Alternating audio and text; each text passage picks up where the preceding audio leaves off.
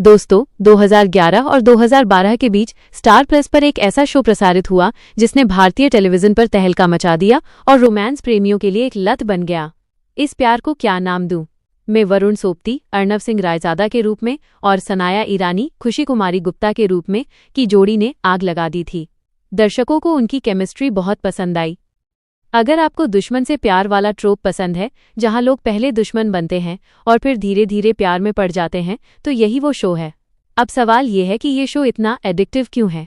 क्योंकि ये रोमांस से भरपूर तो है ही, साथ ही इसमें गुस्सा, कॉमेडी, ड्रामा और ऐसे भावनात्मक पल भी हैं जो आपको रुला देंगे।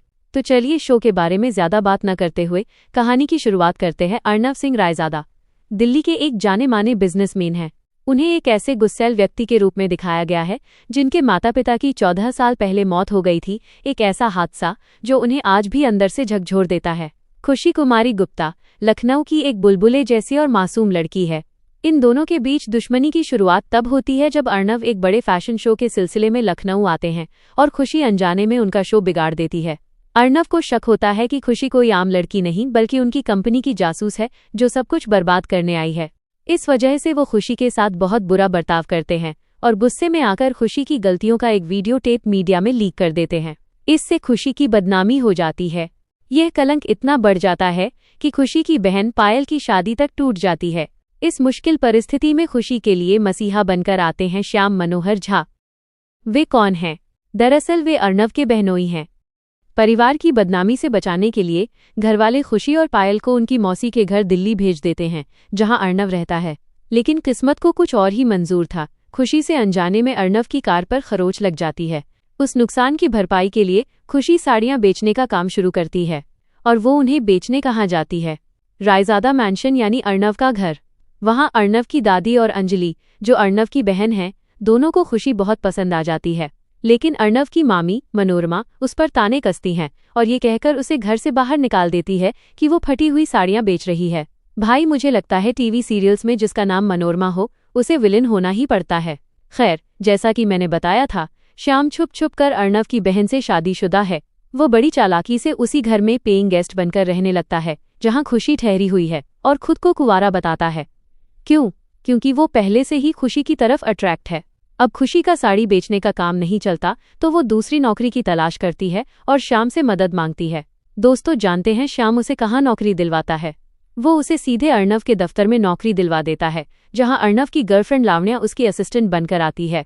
जब अर्नव को पता चलता है कि लखनऊ के फैशन शो में तबाही मचाने वाली वही लड़की यहाँ काम पर रख ली गई है, तो वो खुशी को नौकरी छोड़ने पर मजबूर करने की पूरी कोशिश करता है। वो उसे मुश्किल काम देता है, परेशान करता है, वगैरह वगैरह। लेकिन खुशी सारी चुनौतियों को पार करके काम करती रहती है। एक दिन अर्नव खुशी को एक ऐसे गेस्ट हाउस भेज देता है जो लगभग गिरने ही वाला होता है। इस हादसे में खुशी की जान बाल बाल बचती है, जिसके बाद वो गुस्से में नौकरी छोड़ देती है। हालांकि जान अर्नव ने ही बचाई थी, लेकिन अर्नव को उस इमारत के गिरने की खबर नहीं थी, इसलिए उसने जानबूझकर उसे वहां नहीं भेजा था। यानी वो खुशी को नापसंद जरूर करता है, लेकिन उसे मारना नहीं चाहता। शुरुआत में खुशी सोचती है कि उसे लखनऊ वापस चले जाना चाहिए। मुझे ये शहर पसंद नहीं है, वो कहती है। लेकिन फिर वो फैसला करती है कि वो यहीं रुकेगी और दिल्ली में एक मिठाई की दुकान खोलेगी। और इत्तेफाक देखिए, उसका पहला बड़ा ऑर्डर कहाँ से आता है? रायजादा हाउस से, क्योंकि अंजलि की सालगिरह का जश्न जो मनाया जाना है। आगे क्या होता है? अंजलि और उसकी दादी को खुशी बहुत पसंद आती है, इसलिए अंजलि खुशी से कहती है कि वो लावण्या को एक अच्छी लड़की और अच्छी बहू बनना सिखाए, जैसे कि खुद खुशी है। खुशी मान जाती है और क्योंकि वो अर्नव से बार बार मिलती है, इसलिए उसे भी अर्नव अच्छे लगने लगते हैं। अर्नव का एक अलग रूप सामने आता है। उसका रूखा और गुस्सैलपन तो है ही, लेकिन धीरे धीरे अर्नव को भी खुशी पसंद आने लगती है। तो कुल मिलाकर दोनों के दिल में एक दूसरे के लिए भावनाएं हैं, लेकिन किसी ने भी अपने प्यार का इजहार नहीं किया है। इस बीच खुशी के गोद लिए हुए पिता शशि को पता चल जाता है कि श्याम कुंवारा नहीं है। वो पहले से शादीशुदा है और शशि सबको बताने ही वाले होते हैं कि श्याम ने झूठ बोलकर इस घर में शरण ली है।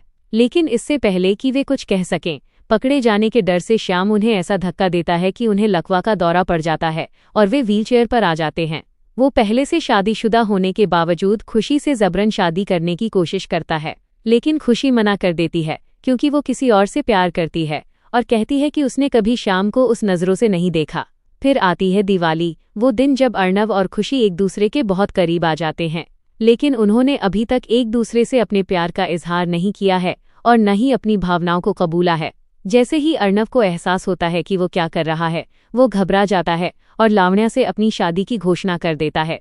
खुशी, जिसका दिल टूट चुका है क्योंकि वो भी भावनाएं रखती है, श्याम से सगाई के लिए हाँ कह देती है। आगे क्या होता है? अर्णव की एक बहन अंजलि है और मैंने आपको बताया था कि उसका एक भाई आकाश भी है। आकाश पायल नाम की एक लड़की के प्यार में है। क्या आपने पहचाना पायल कौन है? खुशी की बहन, जिसकी सगाई लीक हुए वीडियो की वजह से टूट गई थी। तो अर्णव और खुशी अपनी अपनी परेशानियां भूल जाते हैं। वो लावण्या से शादी करना चाहता है, वो श्याम से सगाई करना चाहती है। वे सब कुछ एक तरफ रखकर आकाश और पायल को मिलाने की कोशिश में जुट जाते हैं। इस बीच खुशी को श्याम की असलियत पता चल जाती है और वो सगाई तोड़ देती है। लेकिन वो अंजलि को इसके बारे में नहीं बताती क्योंकि अंजलि खामोश रहती है।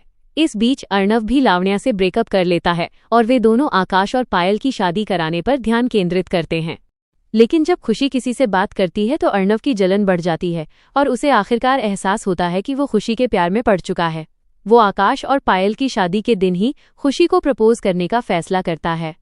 लेकिन अनजाने में वो देखता है कि श्याम ने खुशी को कसकर गले लगाया हुआ है और वो समझ बैठता है कि दोनों का चक्कर चल रहा है। अर्णव खुशी को ब्लैकमेल से पूछता है कि ये सब क्या है, कहता है कि उसे उसके साथ 6 महीने के कॉन्ट्रैक्ट पर रहना होगा, हमारे बीच रिश्ता है।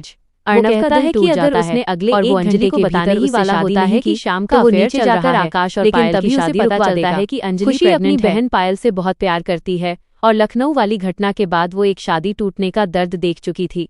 खुशी जानती थी कि अगर ये शादी भी टूट गई तो उसकी बहन और माता पिता सदमा बर्दाश्त नहीं कर पाएंगे। इसके अलावा अर्णव को चिंता है कि अगर उसने अभी सबको श्याम की सच्चाई बता दी तो गर्भवती अंजलि ये दुख सह नहीं पाएगी और उसके बच्चे को नुकसान पहुंच सकता है।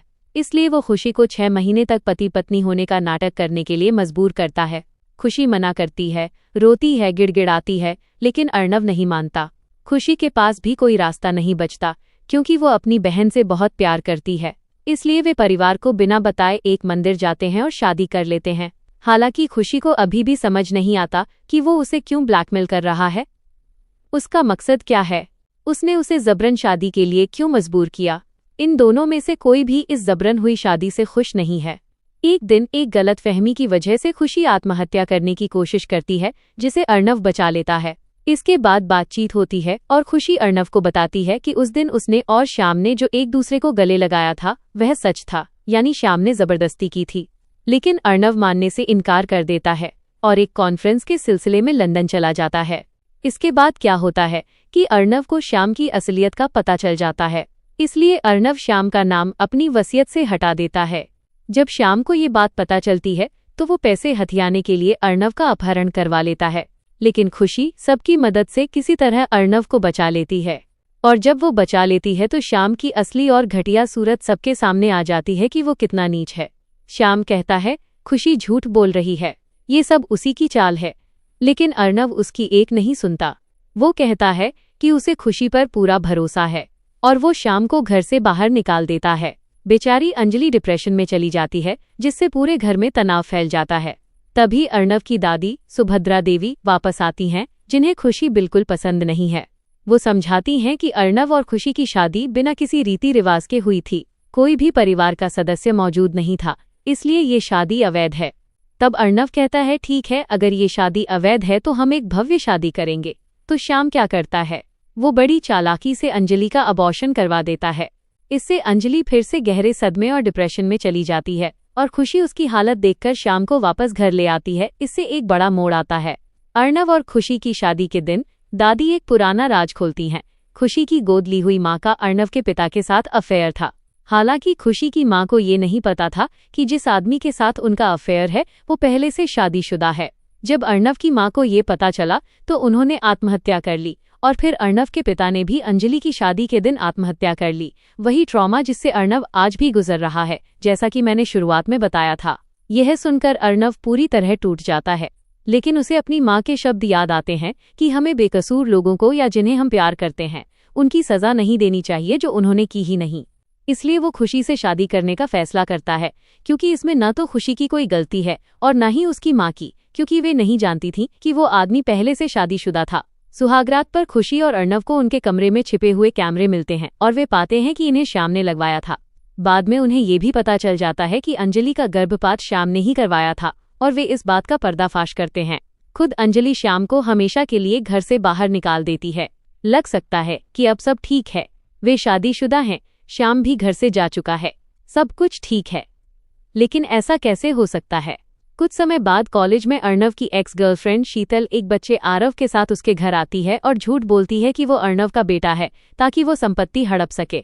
शुरुआत में बेचारी खुशी को लगता है कि शायद वो सच कह रही है, लेकिन अर्णव आखिरकार उसकी पोल खोल देता है। इसके बाद खुशी और अर्णव उस बच्चे को गोद लेने का फैसला करते हैं। खुशी को एहसास होता है कि वो सिर्फ अर्णव सिंह रायजादा की पत्नी बनकर नहीं रहना चाहती, इसलिए वो अपनी खुद की पहचान बनाने के लिए एक ब्यूटी पेजेंट में हिस्सा लेती है।